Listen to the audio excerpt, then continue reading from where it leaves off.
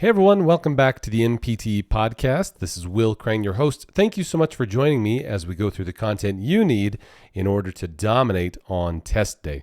So today we've got a practice question. This is related to the lymphatic system. As you recall, we are going through the FSBPT's content outline. This is the material that is likely to show up, not just likely, it will absolutely show up on test day.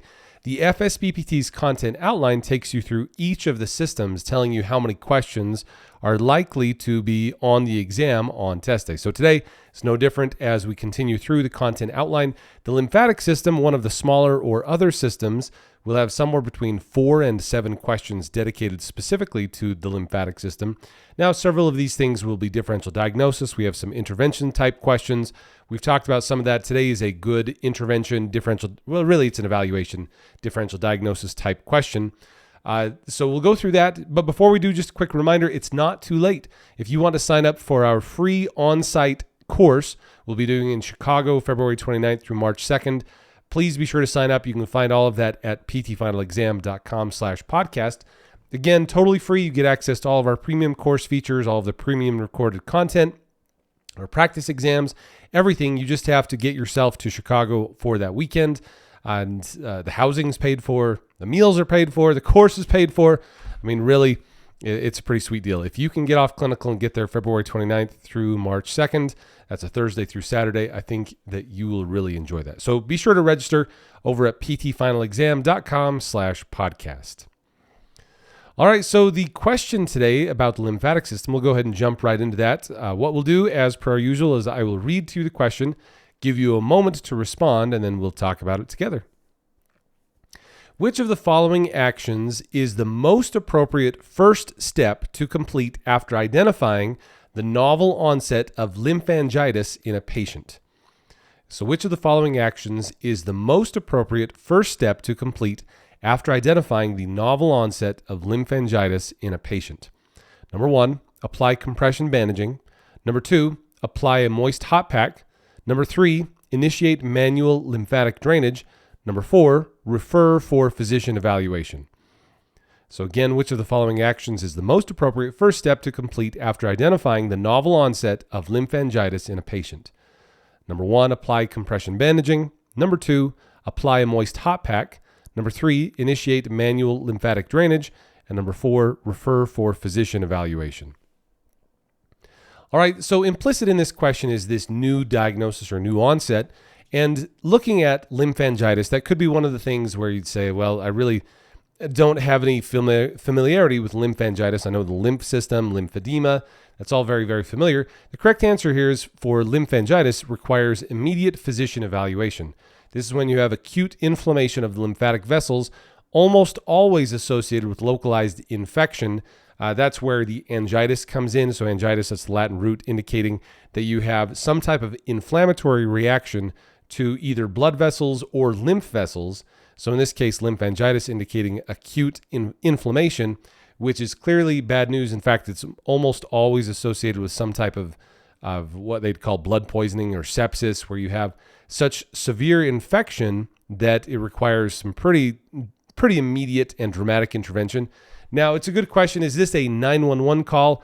It's probably not, but it's certainly not a wait a week to see your doc sort of a thing. So this is probably one of those good Instacare type things. The person may require hospitalization, but it's not likely that they're going to expire within the next 5 minutes. So like with a heart attack, you're probably not just probably, you are absolutely calling 911 because the patient is likely to expire within just a few minutes. In this case, a novel onset or identifying lymphangitis, this would be one of the things that would require immediate or expeditious physician referral, almost always requiring some significant antibiotic intervention, just because it's such a high likelihood that they have some type of severe either cellulitis, some type of severe infection or a compromised immune system that would lead them to this pretty severe infection of the lymphatic vessels. So typically, the presentation of this, it is an inflammatory response. You'd expect your typical inflammatory response reactions. What's interesting here, though, is that it tends to have finger-like projections going out from it. So somewhat different than what you'd consider for like a deep vein thrombosis, a DVT. It's likely to have some pain and some redness and swelling and some heat to it. However, the key here with lymphangitis is that it does tend to spread. It almost looks like it has vessels, or it's following the lymphatic vessels as it travels both up, as it travels along the lymphatic system. So perhaps that's one key differentiator. Just very practically speaking, if someone has a DVT or lymphangitis, both of those require some pretty significant intervention from the physician. Again, neither one is typically what you'd consider a 911 lights and sirens type call. However, it does require immediate physician evaluation so that they can begin the appropriate pharmacological interventions. So as far as these other answer options, the other incorrect answer options, so you should, if you determine that the patient does indeed have lymphangitis, you would cease all complete decongestive therapy treatments, which would include compression, manual lymphatic drainage. All this would be discontinued until the physician determines that it is safe to continue. This is for pretty obvious reasons, that you don't want to further exacerbate the spread of the infection within the lymph vessels. And so therefore you'd want to get physician approval before continuing. And then it is typically ill-advised and contraindicated to apply moist heat packs to anyone with lymphatic issues, especially lymphedema. So in this case, lymphangitis, the inflammation of the lymph system, heat pack or any type of thermal modality is likely to be, well, not just likely, it is ill-advised and contraindicated. So all of that to say that lymphangitis, this is a diagnosis or an infection, a diagnosis of infection and inflammation in the lymphatic vessels. And as you look at the word, you see lymphangitis, you know it's related to the lymph system, and then angitis. I guess one way to think of it would be like angina pectoris. It's where you get the pain, pressure, and inflammation, usually associated with some type of either lymph vessel or not just coronary, but some type of vascular issue. And so lymphangitis, the itis, I guess, is pretty clearly indicating some type of inflammation. And in all those cases, if you have some novel onset, it is likely that you need to have physician evaluation before continuing.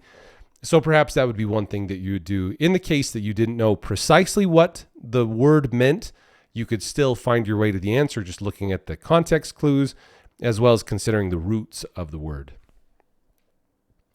All right, so there you go. There is your practice question for today related to the lymphatic system.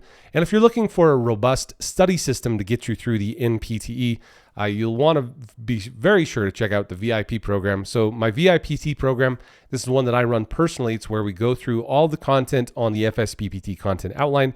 We go through tons and tons and tons of practice questions together. There's a full library of video content to go through at your own pace.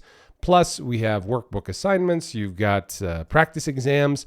Really, it's the most robust system that you'll find as for NPT preparation. So if you absolutely need to pass the exam, you'll definitely want to check that out. All right, with that, we'll bring it to a conclusion today. Be sure to check out all the other episodes we have. And if you haven't yet, please leave us a review over on Google Play, Apple iTunes, or Spotify, wherever it is you listen to this podcast. And I will catch you all in the next episode. Have a fabulous day, everyone. Will Crane fist pumps all around, and I'll talk to you soon. Thanks.